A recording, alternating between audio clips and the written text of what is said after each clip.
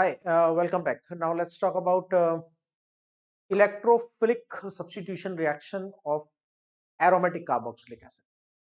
See, carboxylic acid में हम electrophilic substitution करने का मतलब है कि बेंजीन रिंग के हाइड्रोजन को रिप्लेस करेंगे और उसकी जगह पे कोई इलेक्ट्रोफाइल अटैच करेंगे. We are very well aware of these reactions now.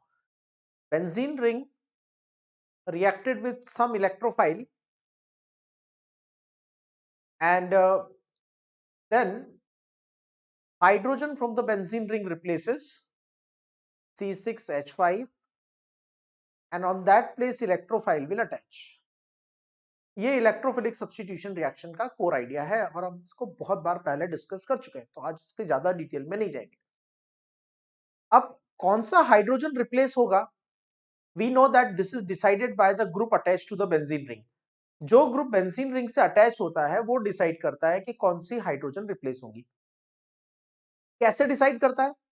तो जब ये बेंजीन रिंग से attach group electron donating group होता है तो ऑर्थो पैरा प्रोडक्ट बनता है, और जब ये इलेक्ट्रॉन विड्रॉइंग ग्रुप होता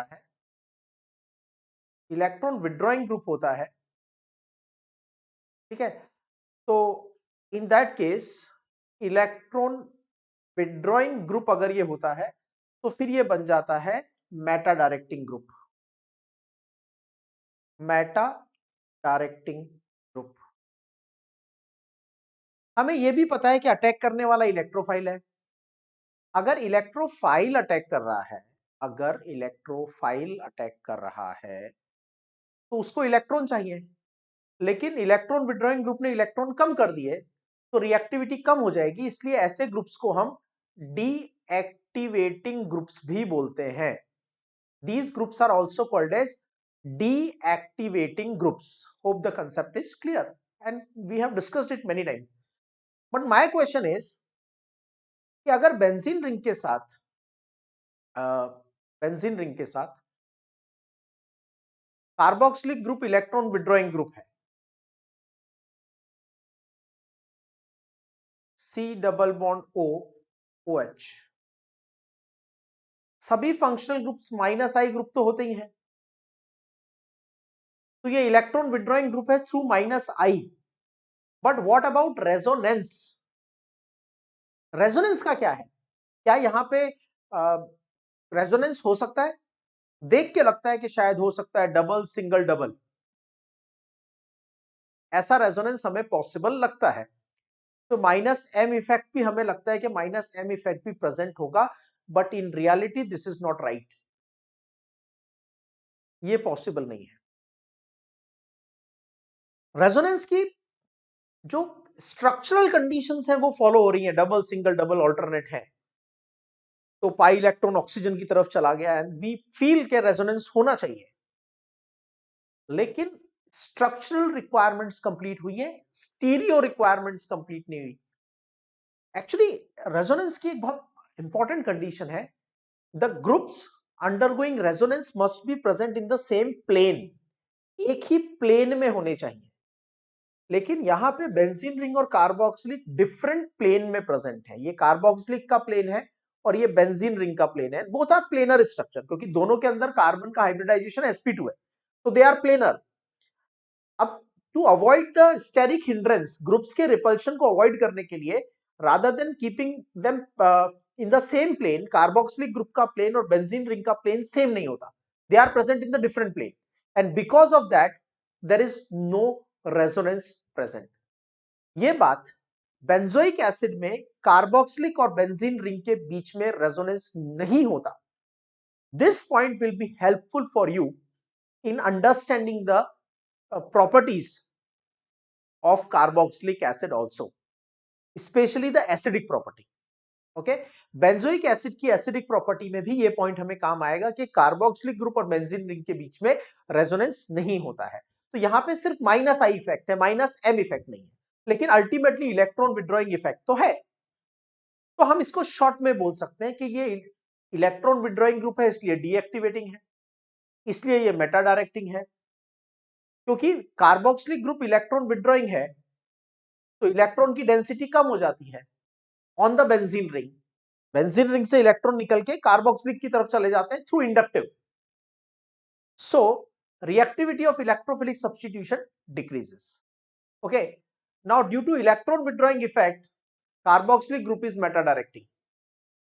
Now, what are the electrophilic substitution reaction examples? Chlorination, bromination, yani halogenation. Then direct fluorination and direct iodination are not the example of electrophilic substitution. Direct fluorination और direct iodination benzene ring में नहीं होता है, ये तो खैर आपको पता है पहले से। तो जब हम हैलोजिनेशन की बात करते हैं ऑफ बेंजीन, तो होता है इधर क्लोरिनेशन और ब्रोमिनेशन। और कौन सी रिएक्शन होती है? Nitration. And one more example, sulphonation. More example, Friedel-craft alkylation and Friedel-craft acylation. अब फ्रिडल-क्राफ्ट एल्काइलेशन और फ्रिडल-क्राफ्ट एसाइलेशन का कैटलिस्ट क्या होता है? Anhydrous aluminium chloride. Anhydrous aluminium chloride होता है। और anhydrous aluminium chloride lone pair का एक्सेप्टर होता है, मतलब लुईस एसिड होता है। और कार्बोक्सिलिक ग्रुप में ऑक्सीजन के ऊपर लोन पेयर प्रेजेंट है। कार्बोक्सिलिक एसिड में ऑक्सीजन के ऊपर लोन पेयर प्रेजेंट है। So that lone pair will combine with anhydrous aluminium chloride. So carboxylic will form the complex with catalyst. Carboxylic will form the complex with the catalyst. So further Friedel-Crafts reaction will not take place. तो ये बात याद रखना, Friedel-Crafts alkylation और Friedel-Crafts acylation aldehyde ketone में भी नहीं होता फॉर द सेम रीजन, और कार्बोक्सिलिक एसिड में भी नहीं होता है। ब्रोमिनेशन हो सकता है, सिमिलरली क्लोरिनेशन भी हो सकता है, nitration and sulphonation is possible. ठीक है, हमें कंडीशंस पता है, हमारे पास रिएक्टेंट है benzoic acid, we are having benzoic acid. Bromination का कंडीशन क्या होता है? Dibromine in presence of FeBr3 and heat. Nitration का कंडीशन क्या है? Concentrated HNO3 plus concentrated H2SO4। Sulphonation का कंडीशन क्या है? Concentrated H2SO4। ओके, अब ये कार्बोक्सिलिक ग्रुप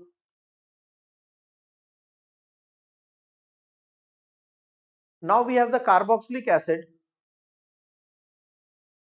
ओके, तो मेटा पोजीशन पे रिएक्शन होगी, मतलब ब्रोमिनेशन होगा तो मेटा पोजीशन पे, यहां से हाइड्रोजन हटेगा, ब्रोमीन आ जाएगा।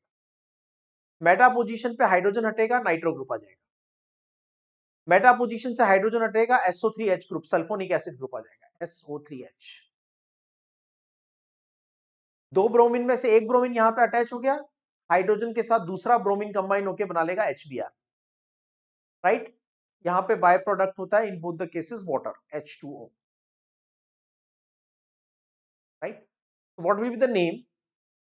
Meta bromo benzoic acid, Meta bromo benzoic acid, Meta nitro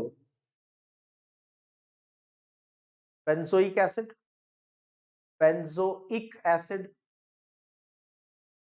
Meta sulpho benzoic acid.